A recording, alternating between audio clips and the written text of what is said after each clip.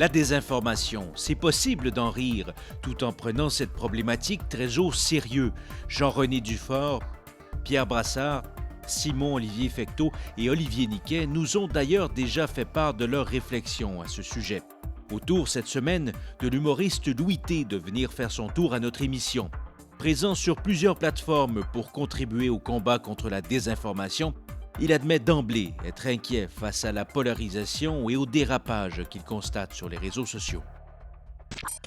Louis T, bonjour. Bonjour. Très content de te revoir, Décrypteur. Oui. Et c'est ça, plus je te vois aller, puis je me dis, Louis T a vraiment un intérêt marqué pour la question de la désinformation. J'imagine que ça s'est développé dans le temps, mais ça part d'où cet intérêt-là, au juste? Peut-être que je passe trop de temps sur Internet. Peut-être que je suis trop exposé à la désinformation. C'est pour ça que peut-être que je suis hyper vigilant par rapport à ça, inquiet.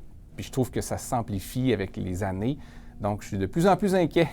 Le biais de popularité se manifeste quand on croit une affirmation parce qu'un grand nombre de gens la considèrent vraie. Ben là, si c'était faux, quelqu'un l'aurait déjà dit ou il l'aurait enlevé d'Internet. Pas nécessairement. Et donc, c'est ça qui t'a fait participer au projet Dépister la désinfo. C'est ça qui est au cœur de ta démarche, là. Oui, bien, on m'a approché parce que j'avais visiblement déjà cet intérêt sur les réseaux sociaux. Dans mes œuvres, dans mes blagues, on voyait que j'aimais ce genre de sujet-là. Donc, on m'a approché parce qu'on pensait que mettre un peu d'humour dans ça aiderait à ce que ces capsules-là soient bien reçues, partagées, etc. Et moi, comme je dis, je suis fan de vérité, ou j'aspire. Non, j'aspire à la sagesse.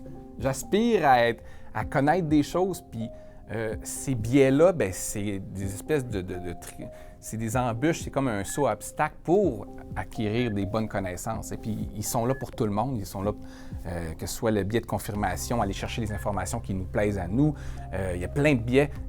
On les a tous. Après ça, en apprenant l'existence de ces biais-là, puis en s'éduquant là-dessus, bien, on arrive des fois à contrer ces réflexes-là, à apprendre à faire attention à soi-même, à nos informations. Fait que c'est pour ça, moi, c'est vraiment, ça part d'une volonté d'être meilleur.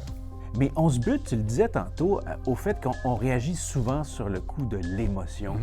Moi, c'est ce que je constate, c'est ça qui est au cœur du problème, des réactions émotives à des phénomènes complexes qui nous dépassent, on cherche des repères. Toi, tu le vois dans ce que tu lis sur les réseaux sociaux beaucoup, non? Bien oui, je le vois, puis quand une personne partage certains trucs, je suis en mesure des fois de comprendre pourquoi elle le fait, mais à cause de ces biais-là. On les regarde et on fait comme « Ah, elle est tombée dans un piège ». On voit les gens autour de nous tomber dans ces pièges-là.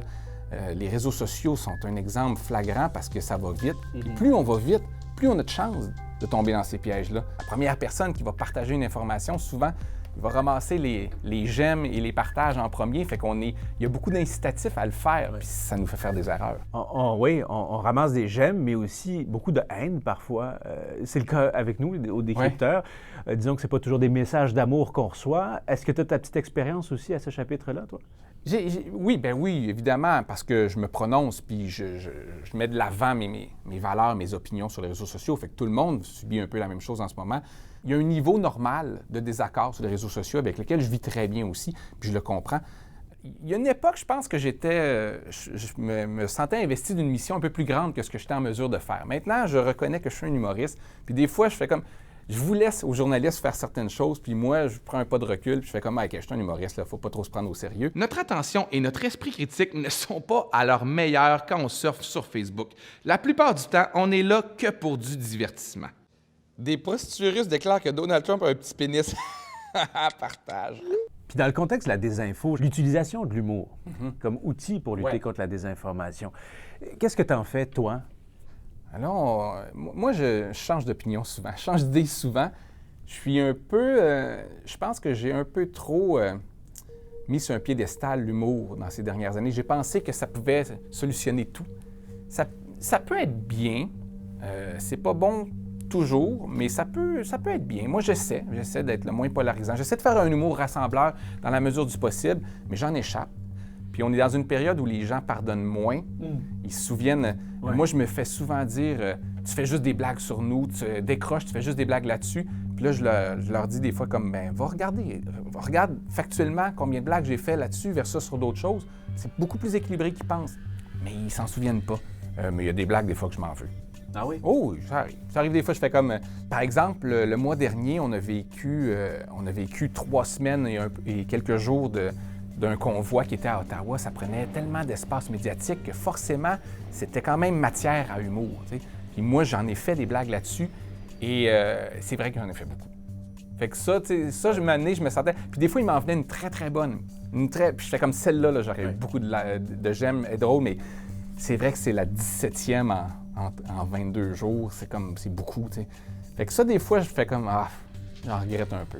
Mais justement, tu évoques le convoi des camionneurs. Ça a été, on l'a vu au décrypteur, tout un vecteur de désinformation. Il n'y avait pas que ça, mais il y en avait. Tu observes ça en tant que citoyen, en tant qu'humoriste, un mélange des deux. Comment tu as réagi à cet événement-là? Bien, au début, j'ai sauté à pieds joints, puis j'ai fait de l'humour là-dessus, pas personnellement sur les gens, mais sur ce qui me paraissait le plus grossier, le plus caricatural du mouvement, des choses comme ça. Puis il y a eu un moment donné où je me suis rendu compte que là, le discours est...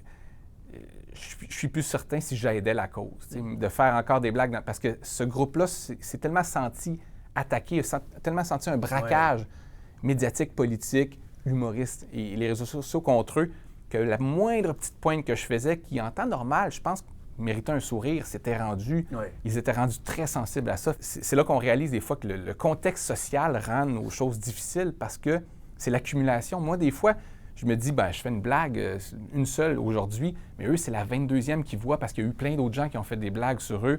Fait qu'ils nous mettent tous dans le même panier, puis moi, je suis la goutte qui fait déborder le vase, puis là, ils pètent leur coche contre moi.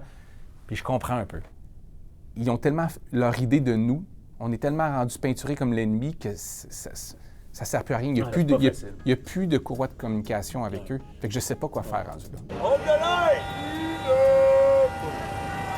C'est très envahissant quand on est sur les réseaux sociaux, toutes ces affaires-là. Ça nous envahit.